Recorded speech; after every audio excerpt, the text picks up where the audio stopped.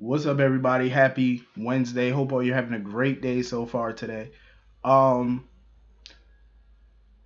I'm happy. I was happy at first that Peter was supposedly dead. I don't believe he's dead though. I really don't. I don't believe it.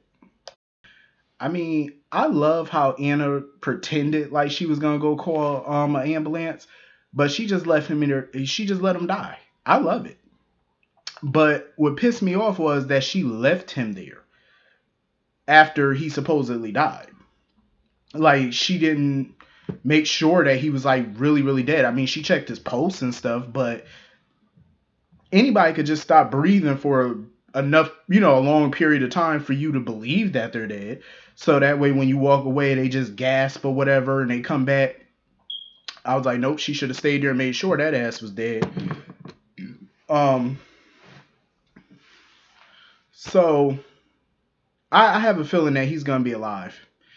He probably, I think that everybody in Port Charles is gonna breathe a sigh of relief for the moment. But once they let their guard down again, he gonna pop back up. Because Anna talking about, oh, the WSB taking control. I don't trust them at this point. I understand Frisco, I think, is still in charge of them, but clearly they can be bought off. I mean, hell, Victor still had one on the payroll. So who's to say he can't have more on the payroll? I don't trust the WSB. Absolutely not. And at this point, Anna shouldn't trust them.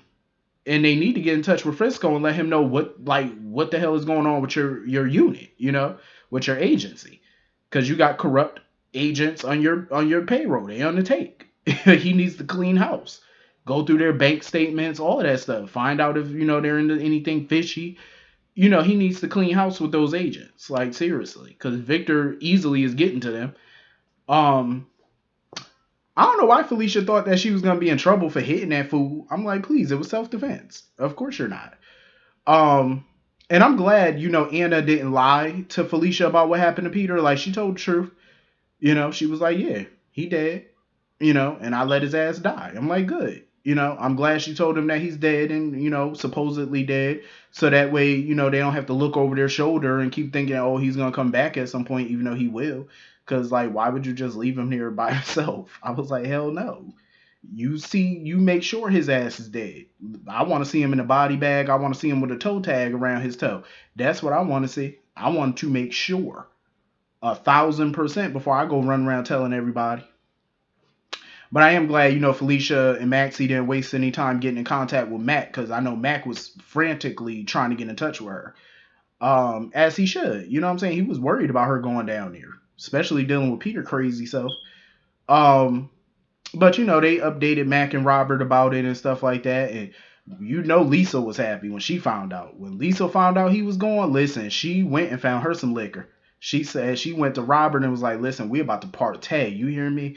She was like, we about to crack open this bottle. We about to celebrate like it's 1999 all over again. She said his ass is dead. Let's celebrate. Celebrate good times. Come on. Mm-hmm. That was my song too. Uh, Obrecht was listen. She found her some libation. She was like, "We're about to celebrate tonight. Evil dies tonight." She said, "Thank the good Lord and the baby Jesus. He is gone." Um, I think Britt, honestly, as much as she was happy that Peter was finally gone, you know what I mean? Because she felt like now, finally, with Faison gone and Peter gone, they didn't have to deal with that crazy ass bloodline anymore. I think a part of her, I think she had mixed feelings about it. As much as she was happy about it, or she put on that face that she was happy, I definitely get the sense that she got mixed feelings. Because as much as Peter made her life a living hell, made everybody's life a living hell, that was still her brother. That was still her brother at the end of the day. I mean, hell, look at Ava. She was about to kill her own brother. She shot the bastard. You know what I'm saying? Shot her own brother. But she still had mixed feelings about it, though. You know? As it's normal. Even though he was, Peter was evil, I think somewhere Britt still, had some type of care for him. A little bit, a smidge. So I think she had a mixed bag of feelings about it, which is normal. And now Austin got to figure out what he gonna do when Maxie get home. You know what I'm saying? Like how he gonna fix that situation. Um, BLQ was irritating me a little bit when she confronted Austin and stuff, when she overheard him talking about what happened with Victor and stuff. I'm like, BLQ, now is not the time. It is not the time to point the finger to my, oh, I knew you had something to do with it. BLQ, go sit down. Go sit down. Now is not the time. Everybody's worried about Maxie. They're in panic mode. Now is not the time to point the finger. Calm yourself down. Go sit down. Um, I also love the scene though with Robert and Mac playing with little baby Louise and stuff like that, and Robert was making those little faces, and that was hilarious. I love it. I love seeing the vets, get more airtime. I'm here for it. Um, so anyway, moving on from that. Lord have mercy. I was so disappointed with Sasha. I really was. I get why she would not, get off the wagon or whatever. I get it.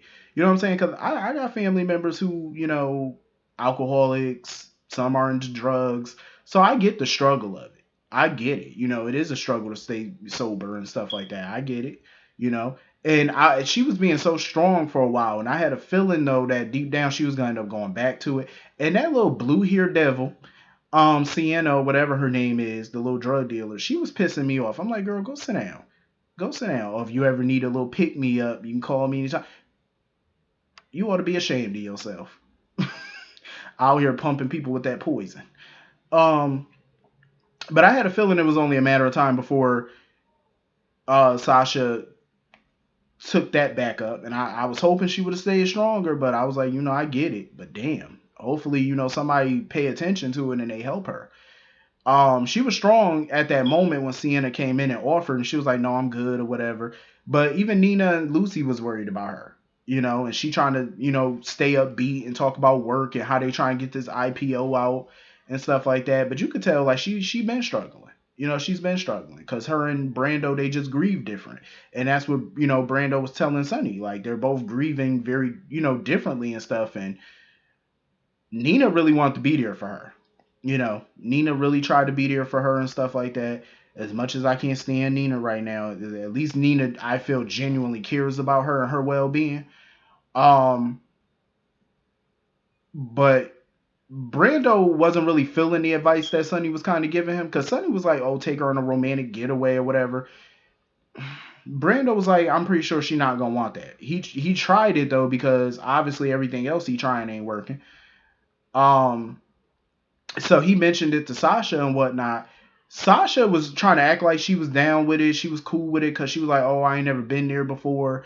But you could tell she wasn't really with it. So Brando's instincts were right. She's not going to go for something like that, but I think she was just pretending to go along with it, for his sake. She didn't want to turn him down because she really cares about Brando. She really loves him.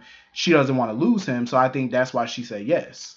But it's not really something she's really looking forward to. And I was so pissed when she went to CNN and was like, "Oh, yeah, I think I'm going to take you up on that offer." I'm like, no, no, no. Please don't do it.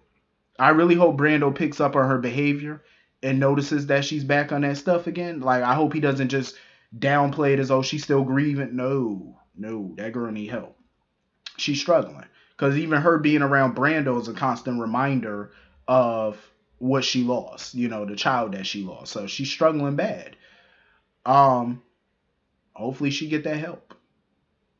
So anyway, moving on from that, Sunny just proved my point as to why Carly made the best decision possible, and she filed for divorce on his ass, because this is that bullshit that I'm talking about with him. Every time something don't go his way, Nina, yeah, I need to see you. I'm struggling. See, that's that bullshit. That's that bullshit that I'm talking about. Stop calling her. This is why I'm glad, because I seen some of the comments, people were saying that they thought it was a better idea if Carly took him up on his proposal, that they just stay in this marriage for the sake of the kids. No, no, hell no, that ain't good for no kids. No, I mean, I get where y'all were coming from, but no, hell no, that's not good for the kids. And I agree with Carly on that. That's an unhealthy environment. Why should you stay in a loveless marriage? I'm pretty sure they still got love for each other, but the love that, that romantic love ain't there no more right now. It damn sure ain't. And if Carly did agree to this is what she'll have to deal with. Him running to Nina every minute, or Nina running around. No. Hell no. I mean, let's be real. Would any of y'all put up with the bullshit Sonny doing right now? Let's be real. If your husband or your wife did that shit, would you put up with it? No. Y'all know y'all wouldn't. Lord knows they didn't want me on this show, because if I was a character on this show and I had to deal with this bullshit, it would have been some furniture moving. I'm just saying they would have had to build a whole new set, because that set would have burned to the ground. I'm just saying I wouldn't be putting up that bullshit. Absolutely not. So I'm so glad Carly is ridding herself of this mess right about now, because that's what Sonny's gonna do. Sonny doesn't know what he want to do. He don't know what he want. He says one thing but he does another. He's in limbo right now. And he's sitting there drunk or whatever, talking about, oh, I know it's Mike that you want, da da da da. I'm like, exactly. She don't really. She wants this illusion of who Sonny is or who he was in Nixon Falls. That's what Nina fell in love with. She fell with this illusion. Not to say Mike is not real, like the emotions aren't real, because they are, but the person, no. No, maybe the character traits, maybe, but there is another side to him that she's gonna have to deal with. That's what she don't understand. You got the gentle side of Sonny, Mike, whatever, in Nixon Falls, but there's a whole nother hostile side to him, angry, mobster. There's a whole nother side that she's gonna have to deal with that Carly's been dealing with for decades. So good luck to you. If that's the man that you want, more power to you, sister. You can have him. I'm just saying. I am so freaking happy that Chase and BLQ finally kissed. I am super happy about it. I love it. I hope they really do move forward with a relationship.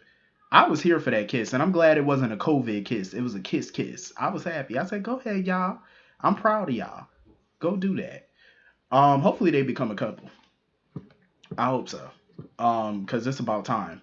Cause we've been building up to that. So I'm glad they finally did what they had to do.